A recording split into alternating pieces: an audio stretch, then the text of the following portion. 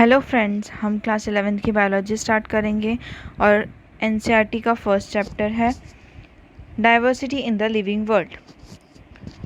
इस चैप्टर को स्टार्ट करने से पहले हम इंट्रो पढ़ते हैं। इसका इंट्रो कि हम डाइवर्सिटी का मतलब क्या होता है, बायोलॉजी का मतलब क्या होता है।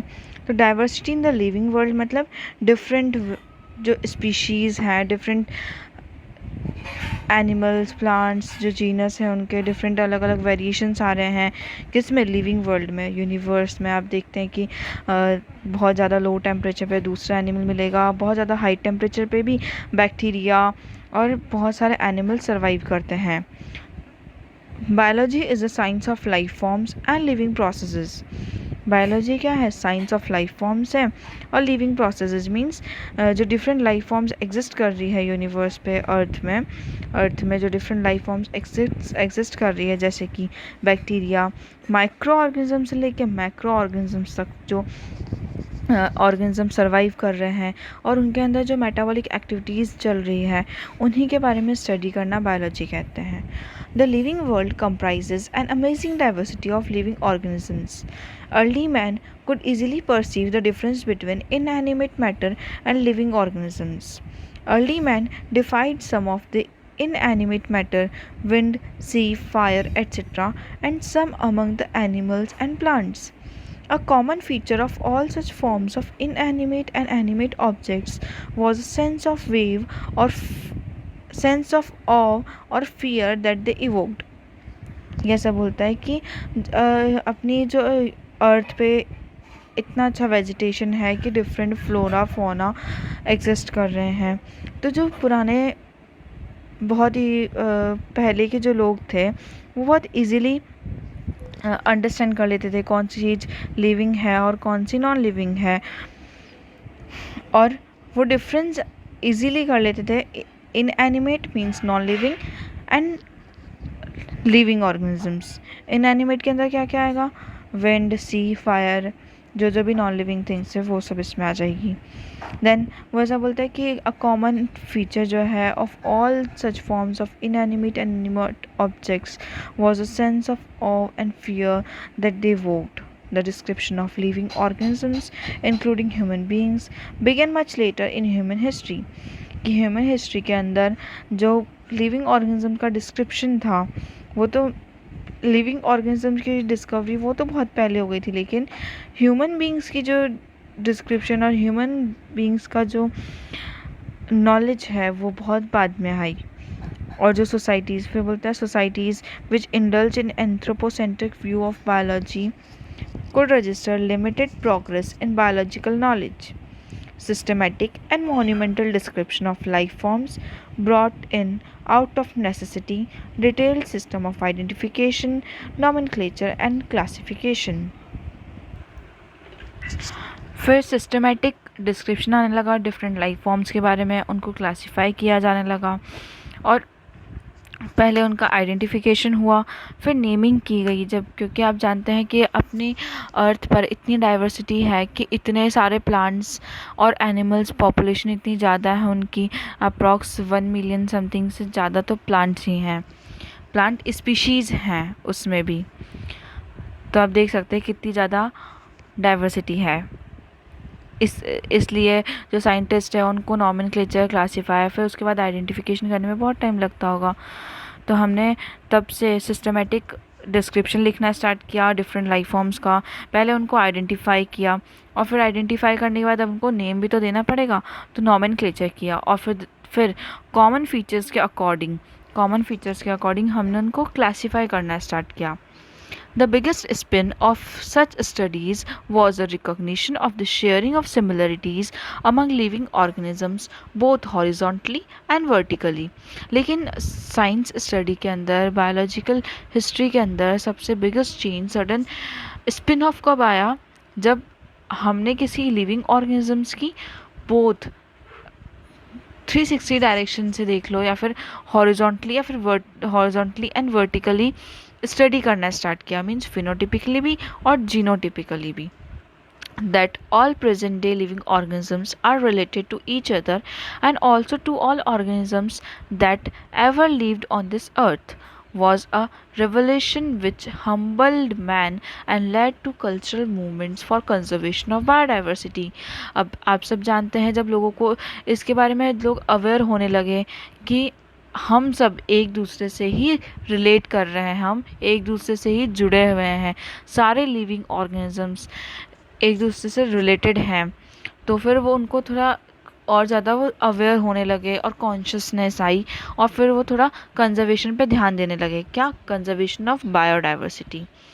In the following chapters of this unit, you will get a description including classification of animals and plants from a taxonomist perspective. इस यूनिट में आगे हम क्या पढ़ेंगे? क्लासिफिकेशन ऑफ एनिमल्स और प्लांट्स करेंगे। किसके पर्सपेक्टिव से? टैक्सोनॉमिस्ट के पर्सपेक्टिव से। टैक्सोनॉमिस्ट क्या होते हैं ये भी आगे पता चलेगा, लेकिन इतना ध्यान में रखिए टैक्सोनॉमिस्ट जो होते हैं वो नॉमेनक्लेचर करते हैं, स्टडी करते हैं एनिमल और प्लांट्स की। ओके, अब अपन को एक साइंटिस्ट के बारे में याद रखना है जिनका बहुत इम्पोर्टेंट रोल रहा है, बहुत इम्पोर्टेंट रोल रहा है किसमें? बायोलॉजी के अंदर या फिर साइंस फील्ड के अंदर, जिनका नाम है अर्नेस्ट मेयर, 1904 to 2004। हाँ, तो born on 5 July 1904 in Kempten, Germany. Ernest Mayr, the Harvard University evolutionary biologist who has been called the Darwin of 20th century, was one of the 100 greatest scientists of all time. Mayer joined Harvard's Faculty of Arts and Science in 1953. History ज़्यादा याद नहीं रखनी, but main जो important जो इनका जो contribution रहा है साइंस फील्ड में वो अपन को याद करना पड़ेगा। Assuming the title Alexander Agassiz Professor of Zoology Emeritus, ये बहुत बड़ा टाइटल दिया जाता है और बहुत ज़्यादा ही ग्रेटेस्ट साइंटिस्ट को दिया जाता है। Throughout his nearly 80-year career, his research spanned ornithology, taxonomy, zoogeography, evolution, systematics and the history and philosophy of biology। अब इन्होंने कितनी सारी फील्ड्स पे अपना कंट्रीब्यूशन दिया, जैसे कि इन्होंने रिसर्च की किस पे? ऑर्निथोलॉजी पे, study of birds, taxonomy, nomenclature of flora and fauna, zoogeography means जो एनिमल्स से रिलेटेड फील्ड है उनमें, evolution, systematics and the history and philosophy of biology, कि बायोलॉजी के दोनों पर्सपेक्टिव्स को देखा उन्होंने, हिस्ट्री और philosophy. He almost single-handedly made the origin of species diversity the central question of evolutionary biology that is today. He also pioneered the currently accepted definition of a biological species. और ये जो currently जो accepted definition है किसकी? Biological species की, वो भी किसके थ्रू दी गई थी? अर्नेस्ट मेयर के द्वारा ही दी गई थी वो। Mayr was awarded the 3 prizes widely regarded as the triple crown of biology. इनको 3 prizes दिए गए थे जिनको क्या कहा जाता है? Triple crown of biology. कौन कौन से? First, the Balzan prize in 1983, second, the International Prize for Biology in 1994, and third, the Crafoord Prize in 1999. Mayer died in the age of 100 in the year 2004. अब इस chapter की starting करते हैं हम। Chapter 1, the living world. First में ये intro ही देता है और इसमें सब बताता है कि जितनी भी ब्यूटीफुल चीज़ें आप नेचर में देख रहे हैं, जो भी साइंस रिलेटेड थिंग्स आप देख रहे हैं, जैसे कि सनराइज़ होना, सनसेट होना, फ्रेश वाटर, लेक्स, ओशियन, या फिर जो ब्यूटीफुल थिंग्स है जैसे कि माइग्रेटिंग बर्ड्स जो इतना किलोमीटर माइग्रेट होके माइग्रेशन करती हैं, Valley of Flowers or the attacking shark evokes awe and a deep sense of wonder। इन सबको देख के अपन को क्या होता है? बहुत आश्चर्यचकित होता है। क्यों? क्योंकि अपन जानते हैं कि अच्छा ठीक है ये ऐसा हो रहा है ये, लेकिन हाउ, कैसे कैसे कर रहे हैं वो, ये पूरा प्रोसेस तो अपन को नहीं पता। तो जब छोटा बच्चा देखता है इस चीज़ को तो बहुत आश्चर्यचकित होता है वो। कि वाओ, उसकी ब्यूटीफाई को देख के एकदम शॉक होता है वो। तो the ecological conflict and cooperation among members of a population and among populations of a community or even the molecular traffic inside a cell make us deeply reflect on। देखिए line कितनी कितनी अच्छी है। क्या बोलता है ये कि इकोलॉजिकल कन्फ्लिक्ट एंड कॉपरेशन, जो पॉपुलेशन रह रही है या फिर किसी कम्युनिटी के अंदर जो पॉपुलेशन रह रही है उनके बीच में जो इकोलॉजिकल कॉन्फ्लिक्ट्स हो रहे हैं, जैसे कि रिसोर्सेज को लेके या फिर जो कॉपरेट कर रहे हैं वो एक दूसरे को लेके, जो भी नेचर है उनको लेकर, साथ में इवन जो अपनी बॉडी के अंदर की जो चेंज चल रहा है, एक तो पॉपुलेशन के बीच में रिसोर्सेज का जो चेंज चल रहा है, फूड चेन है या फिर रिसोर्सेज का स्प्रेड हो रहा है ना, नेचुरल रिसोर्सेज का, उनके बीच में कितना कोऑर्डिनेशन है। और साथ ही अपनी बॉडी के अंदर भी जो सेल्स हैं, सेल्स के अंदर इतने सारे मॉलिक्यूल्स हैं, मॉलिक्यूल्स के जो बहुत सारे जो अलग अलग डिफरेंट फंक्शन कर रहे हैं, इन सब का मैकेनिज्म जान के पढ़ना मतलब एक डीपली रिफ्लेक्ट करता है। ठीक है, और किसको रिफ्लेक्ट करता है, ये क्या बताता है, व्हाट इंडीड इज़ लाइफ। अपने दिमाग में एकदम क्वेश्चन आता है फिर कि हाँ लाइफ क्या है। अगर इस क्वेश्चन का आंसर देना है तो ये बोलता है कि this question has two implicit questions within it. लेकिन इस क्वेश्चन के अंदर भी क्या दो क्वेश्चन और हैं, क्या, the first is a technical one and seeks answer to what living is as opposed to the non living, and the second is a philosophical one and seeks answer to what the purpose of life is. अगर हम इस question के अंदर what is life, इस question के अंदर दो question और देखते हैं। पहला कि टेक्निकल हो जाता है, जो अपने लिए बहुत इम्पोर्टेंट है, मीन्स साइंस स्ट्रीम के हैं अपन, तो मेन जो है आंसर करना यही होता है। सेकंड फिलोसॉफी से रिलेटेड है। क्या होगा ये, what is the purpose of life, कि अपन लाइफ जो सरवाइव कर रहे हैं, जो जी रहे हैं लाइफ, उसका पर्पस क्या है, जो कि थोड़ा सा फिलोसॉफिकल वन है, तो अपन इसको नहीं आंसर देंगे। As scientist we shall not attempt answering the second question और we will try to reflect on what is living. तो व्हाट इज़ लिविंग, अब इसको डिफाइन करने के लिए हमें आगे पढ़ना पड़ेगा। When we try to define living, we conventionally look for a distinctive characteristics exhibiting by living organisms. Living चीज़ क्या है, जीवित क्या है, ये जानने के लिए हमें क्या करेंगे, हम लिविंग ऑर्गेनिज्म के, अपने सामने कोई भी ऑर्गेनिज्म होगा उसमें देखेंगे, उसके करेक्टरिस्टिक फीचर्स देखेंगे। जैसे कि अपन खुद हैं, अपन लिविंग है, तो अपने करेक्टरिस्टिक फीचर्स क्या है, भाई हम ग्रोथ हो रही है, हमारी रिप्रोडक्शन भी कर सकते हैं, एबिलिटी टू सेंस एनवायरनमेंट भी है, बाहर से पता लग जाता है अपन को कि ठंड हो रही है, गर्मी हो रही है, धूप तेज़ लग रही है, हमें पता लग जाता है। तो एबिलिटी भी अपने क्या, एनवायरनमेंट को सेंस करने की, and mount a suitable response come to our mind immediately as unique feature of living organisms. और साथ के साथ जैसे ही अपन को अपने ब्रेन में ये सिग्नल्स पहुंचते हैं, जैसे ही क्वेश्चंस पहुंचते हैं, वैसे अपन इमिडिएटली अपना माइंड उसको आंसर करने लगता है। तो ये क्या एक यूनिक फीचर है किसका, लिविंग ऑर्गेनिजम्स का। One can add a few more features like metabolism, ability to self-replicate, self-organize, interact and emergence to this list। हम और कुछ फीचर्स भी इसमें ऐड कर सकते हैं, जैसे कि मेटाबॉलिज्म, जो अपनी बॉडी के अंदर जो प्रोसेस केमिकल रिएक्शंस चल रही हैं वो, सेल्फ रेप्लिकेट करने की एबिलिटी, सेल्फ ऑर्गेनाइज कर रखा है अपने, अपनी बॉडी भी कितनी ऑर्गेनाइज्ड वे के अंदर है। और फिर अपन जो इंटरेक्ट करते हैं, किसके साथ इंटरेक्ट, नेचर के साथ भी करते हैं, एनवायरनमेंट के साथ भी करते हैं, ह्यूमंस के साथ भी करते हैं, और कभी कभी तो एनिमल्स के साथ भी करते हैं। And emergence to this list, let us try to understand each of these. अब हम सबको एक एक करके पढ़ेंगे।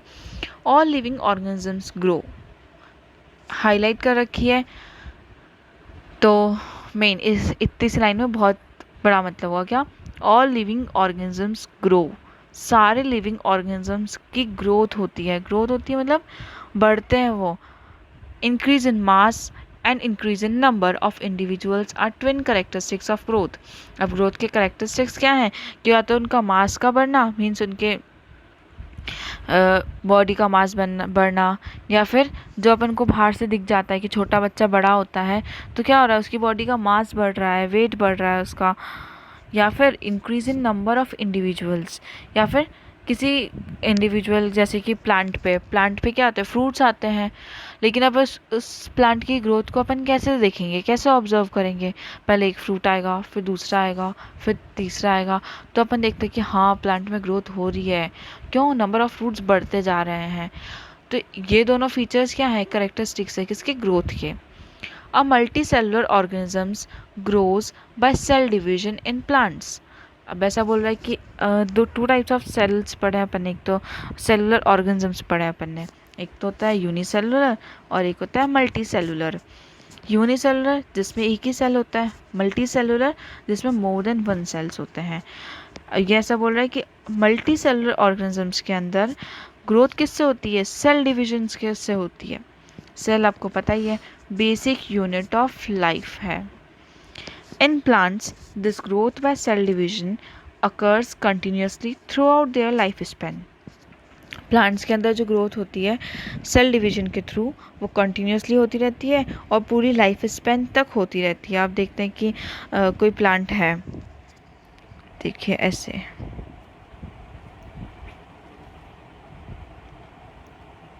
वेट अ मिनट, स्पेस ले लेते हैं अपन। ये प्लांट है, पहले इसका स्टेम आया, ठीक है, पहले स्टेम आया, फिर उसके बाद ये ब्रांचेस आने लगी, फिर इधर से ब्रांचेस आने लगी, ठीक है। धीरे धीरे पहले तो सीड का जर्मिनेशन होगा, ठीक है, फिर उसके बाद धीरे धीरे सीडलिंग्स आएगी, फिर थोड़ा प्लांट और बड़ा होगा, फिर वो हर्ब साइज़ का होगा, हर्ब्स बनेगी उसकी, फिर और ज़्यादा बड़ा होगा, फिर धीरे धीरे ब्रांचेस आके ब्रांचेस पे लीव्स भी आएगी। क्या आएगी, लीव्स भी आएगी। तो इससे अपन क्या देख रहे हैं कि हाँ इनमें क्या हो रहा है, ग्रोथ हो रही है। क्यों? साइज बढ़ रहा है, शेप बढ़ रहा है। हाँ,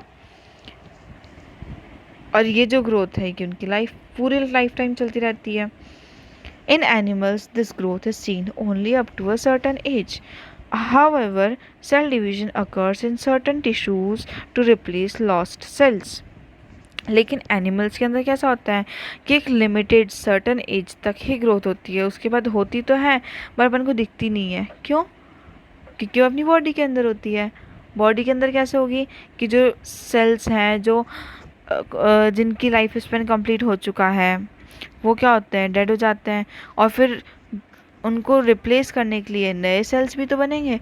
तो वो जो न्यू सेल्स बनेंगे वो भी क्या है, एक ग्रोथ ही है। Unicellular organisms grow by cell division. One can easily observe this in vitro cultures by simply counting the number of cells under the microscope। ये ऐसा बोल रहे हैं कि सेल डिवीजन जो होता है सर्टेन टिश्यूज़ में होता है, ताकि sorry unicellular organisms grow by cell division. लेकिन जैसे कि यूनिसेलुलर ऑर्गेनिजम्स देख लो आप, अमीबा, पैरामीशियम, यूग्लिना, इतने सारे प्लांट एग्जाम्पल्स अभी अपन आगे देखेंगे। तो उनका जो ग्रोथ होती है वो कैसे होती है, सेल डिवीजन के थ्रू होती है। सेल डिवीजन कैसे, भाई सेल डिवाइड हो रहा है, एक सेल से दो बनते हैं, फिर दो से चार बनते हैं, वैसे।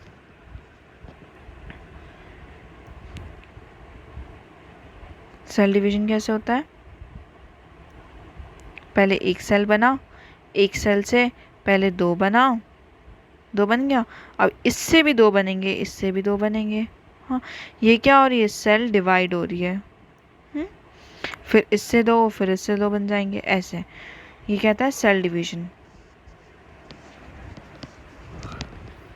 और वन कैन ऑब्जर्व, ये हम कैसे ऑब्जर्व कर सकते हैं, जो बॉडी के अंदर फंक्शन चल रहा है उसको हम इन विट्रो कल्चर के थ्रू भी देख सकते हैं। किससे, माइक्रोस्कोप से। In majority of higher animals and plants, growth and reproduction are mutually exclusive events. One must remember that increase in body mass is considered as growth. Majority of higher animals और plants के अंदर क्या होता है, growth और reproduction दोनों ही mutually exclusive events होते हैं। मीन्स अपन को बाहर से दिखाई देते हैं, एक एनिमल है उसके अंदर भी एग बनता है, एग से धीरे धीरे लाइफ प्रोसेस जो चलते हैं उसके आगे वो अपन को विजिबल होते हैं अपनी आई से, वो भी नेक्ड आई से विजिबल होते हैं। तो क्या है, एक्सक्लूसिव है वो। ह्यूमंस के अंदर भी ऐसा होता है, अपन को ग्रोथ पता लगती है अपनी। पहले जब छोटे बच्चे होते हैं तो उनका हाथ छोटे छोटे होते हैं, धीरे धीरे जैसे ही एज बढ़ने लगती है उनकी, टाइम के साथ साथ उनकी ग्रोथ होती है, नंबर ऑफ सेल डिविजन्स होते हैं बॉडी के अंदर, और उनकी हाइट एक डिफ्यूज ग्रोथ होती है बॉडी के अंदर। ठीक है। One must remember that increase in body mass is considered as growth. और हमको ये ध्यान रखना चाहिए कि बॉडी मास का जो इंक्रीज होना है वो भी ग्रोथ ही कंसिडर किया गया है। Non living objects also grow if we take increase in body mass as a criteria for growth. Mountains, boulders and sand mounds do grow. However, this kind of growth exhibited by non-living object is by accumulation of material on the surface.